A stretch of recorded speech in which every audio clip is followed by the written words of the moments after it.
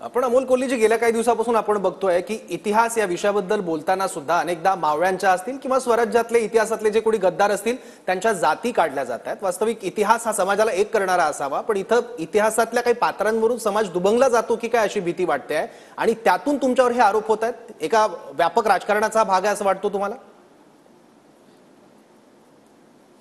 हो, नक्कीच हा एक व्यापक राजकारणाचा नक्कीच भाग आहे अशी शंका याला नक्कीच वाव आहे। परंतु हे अत्यंत दुर्दैवी आहे की ठराविक इतिहासामध्ये योगदान दिलेल्या कोणत्याही व्यक्तीच्या जातीवरून त्या गोष्टी होणं, म्हणजे अगदी साधं एक आजचं उदाहरण बघा। तपास यंत्रणांचा ससेमिरा मागे लागतो, वर्षानुवर्ष एक विचारधारा असलेला माणूस पक्ष बदलतो, तो दुसऱ्या पक्षात जातो। आणखी 25, 30, 50 वर्षांनंतर या गोष्टी जर लिहिल्या गेल्या तर मग त्या माणसाचं डॉक्युमेंटेशन नक्की काय होणार? आजच्या नेत्यांचं नेमकं डॉक्युमेंटेशन नेमकं काय होणार? मग ही त्यावेळी परिस्थिती नसेल का? तर मुळात इतिहासाकडे आम्ही साक्षेपी नजरेनं बघतच नाही आहोत की त्यावेळची परिस्थिती काय होती, त्यावेळची त्या माणसाची भूमिका असण्याचं कारण काय होतं। हा मानवी स्वभाव आहे आणि या मानवी स्वभावाकडे न बघता फक्त त्याच्या जातीकडे बघून, त्याच्या समाजाकडे बघून मग त्यावर टार्गेट करणं हे अत्यंत दुर्दैवी आहे। माझं स्वतःचं मत कायम असं आहे की इतिहासाकडे एका साक्षेपी नजरेनं पाहणं गरजेचं आहे। त्यावेळी जर घडलं असेल तर त्याच्या मागे काहीतरी कारणं असतील आणि ती प्रत्येक माणसाची कारणं ही वेगवेगळी असू शकतात। जे उदात्त ध्येय होतं ते स्वराज्य होतं, त्यामुळे स्वराज्याच्या विरोधात जी काही भूमिका घेतली गेली ही फितुरी होती।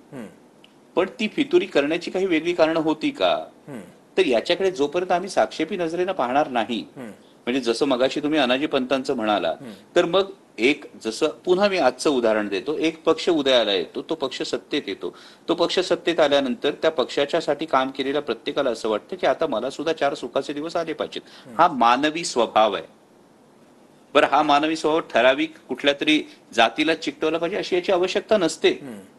आणि हे अनाजी पंतांच्या बाबतीत झालं का? हो, हे अनाजी पंतांच्या बाबतीत झालंय। आणि मग त्यांचा जो छत्रपती संभाजी महाराजांना विरोध आहे, छत्रपती संभाजी महाराजांचा विरोध आहे। मग तुम्ही म्हणतात पक्ष उदयाला येतो, सत्तेत येतो आणि त्यानंतर नवीन जे नेतृत्व येतं, या नवीन नेतृत्वाशी अनेक जुने नेते फारकत घेतात, हे आपण अनेक पक्षांमध्ये पाहतो ना। मग हे त्यावेळी झालं नसेल हे कशावरून? मग याच्याकडे या मानवी स्वभावाच्या अँगलने आपण का बघत नाही आहोत हेच दुर्दैवी आहे। आणखी एक प्रश्न डॉक्टर अमोल कोल्हे तुम्हाला, तो हा की शिर्के गद्दार होते की नव्हते अशी सुद्धा एक चर्चा नव्याने सुरू झालेली आहे। छत्रपती संभाजी महाराजांच्या व्यक्तिरेखेसोबत तुमचा फार जवळचा संबंध आला, तुम्ही ती व्यक्तिरेखा काही वर्ष जगला सुद्धा आहात आणि या व्यक्तिरेखेच्या अनुषंगाने तुम्ही रिसर्च सुद्धा केला असेल, तर एक कलाकार म्हणून, एक अभ्यासक म्हणून तुमचं काय मत आहे? माझं काय मत आहे यापेक्षा मी पुन्हा तरी म्हणालो की त्यावेळेची परिस्थिती, त्यावेळेचा काळ, या सगळ्या गोष्टी महत्वाच्या। जसे पुन्हा मी उदाहरण देतो की छत्रपती शिवाजी महाराजांनी बाजी घोरपडेंचा त्यांना अद्दल घडवली का?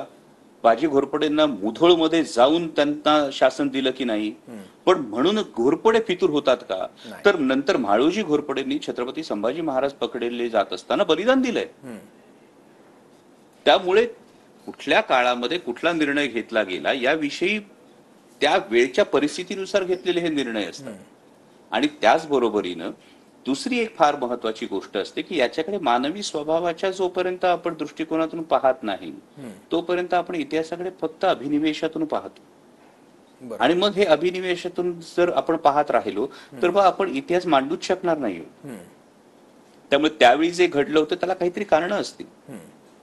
म्हणजे आता जे 2 मतप्रवाह आहेत, या मतप्रवाहामध्ये असं आहे की शिर्के घराण्याचं म्हणणं असं की नंतर पुन्हा यामध्ये रोटीबेटी व्यवहार झालेले आहेत, नातेसंबंध आलेले आहेत, जी वस्तुस्थिती आहे। पण त्याच वेळी दुसरा एक जो विरुद्ध मतप्रवाह आहे तो की मुकरब खानाला, या शेख निजामाला, जो अणुस्कुरा घाटाचा रस्ता आहे हा घाट दाखवण्यासाठी तिथल्या असलेल्या माणसाशिवाय दुसरा कुणाचाही मदत मिळू शकत नाही। त्यामुळे हे जे बिंदू आहेत हे बिंदू झाले म्हणून आता सुद्धा ते फितूर आहेत का? तर याचा अर्थ असा होत नाही। त्यावेळेच्या परिस्थितीनुसार घेतलेला जो काही निर्णय असेल आणि ते ज्या काही डॉक्युमेंट्स आहेत, म्हणजे तुम्ही जेदेशा कावलीमध्ये याचे डॉक्युमेंट्स पाहता, हे डॉक्युमेंट्स आहेत, तर त्यावेळी बेबनाव होता का? हो, त्यावेळी बेबनाव असूच शकतो ना। म्हणजे काल परवा एकमेकाच्या विरोधात तावातावाने लढलेले 2 पक्ष नंतर एकत्र येऊन युती करतात ना। बरोबर। हे जर आजच्या काळात होतं तर ते त्या काळात का घडलं नसेल? बरोबर. इतक्या निरक्षीर विवेक बुद्धीनं आपण का इतिहासाकडे बघत नाही? हा एक फार महत्वाचा आणि मोठा प्रश्न आहे. बरोबर.